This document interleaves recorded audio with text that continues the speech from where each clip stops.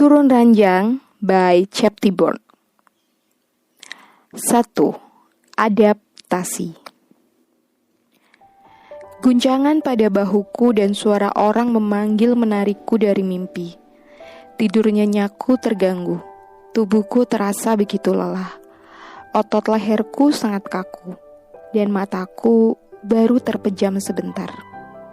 Dek, suara itu lagi. Akhirnya aku membuka mata, mengerjap untuk beberapa kali. Lampu kamar terlihat temaram. Tapi kemudian aku baru tersadar kalau ini bukan di dalam kamarku. Dek, sholat Isya dulu. Mas tahu kamu belum sholat. Suara Kafka akhirnya membuat aku langsung terjaga. Kafka sudah duduk di tepi kasur dan sedang menatapku tajam. Aku baru ingat, sesampainya di Semarang, Kafka mengajak menginap di sebuah hotel. Tapi begitu kita masuk ke kamar, aku sudah tepar dan langsung tertidur. Kafka sendiri juga langsung berpamitan untuk bertemu dengan klien. Memang sekarang jam berapa?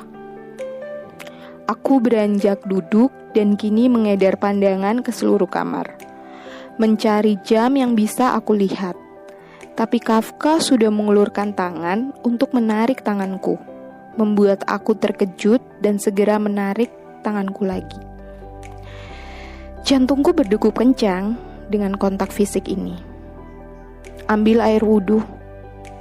Hanya itu ucapan Kafka. Karena dia langsung beranjak dari duduk dan melangkah ke arah kamar mandi yang ada di dalam kamar. Suara gemericik air membuat aku menghela nafas. Pening. Mulai mendera kepalaku karena dibangunkan secara mendadak. Saat Kafka keluar dari kamar mandi, aku segera turun dari kasur dan langsung cepat masuk ke dalam kamar mandi. Tapi saat wajahku terlihat di kaca yang ada di atas wastafel, tentu saja aku memekik. Aku baru sadar, karena sebelum tidur tadi, aku sudah membuka hijabku. Rambutku tergerai acak-acakan. Tapi yang membuat aku panik, Kafka pasti sudah melihat semuanya. Melangkah mondar-mandir di dalam kamar mandi, aku sungguh malu. Selama ini, aku belum pernah. Ketukan di pintu kamar mandi terdengar yang membuat langkah kakiku terhenti. Dek, cepat. Suara Kafka terdengar dingin dan kesal. Aku menghela nafas lagi dan langsung mengambil air wudhu. Saat akhirnya keluar dan kamar mandi Kafka sudah menyiapkan sajadah dan mukena milikku. Dia dapat dari mana? Kafka sudah menoleh ke arahku saat aku masih berdiri di depan kamar mandi. Dan dari tatapan matanya mengisyaratkan aku harus cepat.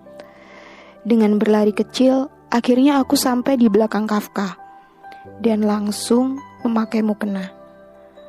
Suara Kafka mengumandangkan iqomah dengan begitu merdu, membuat hati ini terasa nyaman.